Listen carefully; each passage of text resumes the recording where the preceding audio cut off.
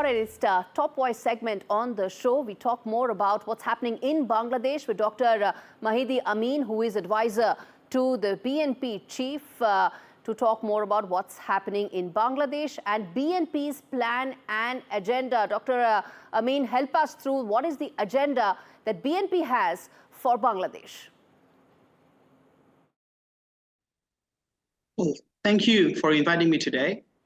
In Bangladesh, there is a lot of ongoing conversation about the reforms, the plans, and it's encouraging that many of these ideas have already been outlined in the BNP's 31-point framework for structural reforms. This shows how deeply the main political party of today's Bangladesh is integrated with the aspirations and sentiments of the nation. Our 31-point framework is it's built upon the achievements, ideologies, and ambitions of BNP statesmen across generations, drawing from Sheikh President Zia Rahman's 19-point program, BNP Chairperson Begum Khaleda Zia's Vision 2030, and our acting chairman, Mr. Tariq Rahman's 27-point charter, which was announced in 2022. And finally, based on the consensus of political parties involved in the simultaneous movement to restore democracy, Mr. Tariq Rahman declared a 31-point outline in July 2023 as part of a broader consensus. As he said, as Mr. Tariq Rahman and the BNP believe, when we talk about reforms, we are aiming for real, meaningful changes, not just changing a few lines or paragraphs in the Constitution. For us, reforms mean ensuring stable living, having the financial security, and ensuring the savings for every family. It means creating jobs for both men and women, addressing unemployment across the nation without any division. For Mr. Tariq Rahman, as a policy proposal for future shows, reforms should only ensure safety for every citizen, provide modern education that also teaches moral values, deliver the healthcare system that people deserve, and stabilize the market price to keep essential products affordable. Reforms must guarantee fair wages for garments, for workers, for farmers, for laborers, and for working class citizens across all professions.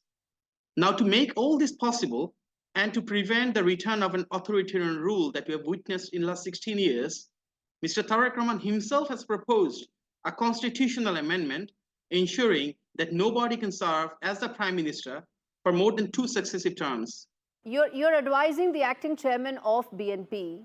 Tell us that do the constitutional changes that BNP wants also includes changing the country's constitution from secular to Islamic? Now, as I said, it's not about changing paragraphs, it's not about changing sentences. It's about changing in a way that's reflected by people's aspirations. And we are a country that always holds together all the religions. There is no religious division. So we want to be together with same rights, same freedoms, based on equality. Dr. Amin, what about the elections? When do you think they should happen? When should the return of democracy be in Bangladesh? You know, we all know that the economy is in serious trouble right now, and so are many other sectors. But solution to these deep-rooted problems need to have long-term initiatives, which should be implemented by an elected government with a public mandate. So in terms of elections, we need some reforms, but there are 4 specific reforms which are essential areas critical to holding a free, fair, and credible election. Those are the Election Commission, law enforcement agencies, civil bureaucracy, and the judiciary. So all of these are very critical to holding an election that's fair and were deeply politicized and exploited by the Sheikh Hasina regime. So hence, we require immediate reforms in these 4 areas. But in general, the interim government should consult with political parties and experienced stakeholders before taking any major steps. We believe they should aim to implement election-related reforms only, and the rest can be kept in proposals for the future elected government as a suggested framework for long-term change.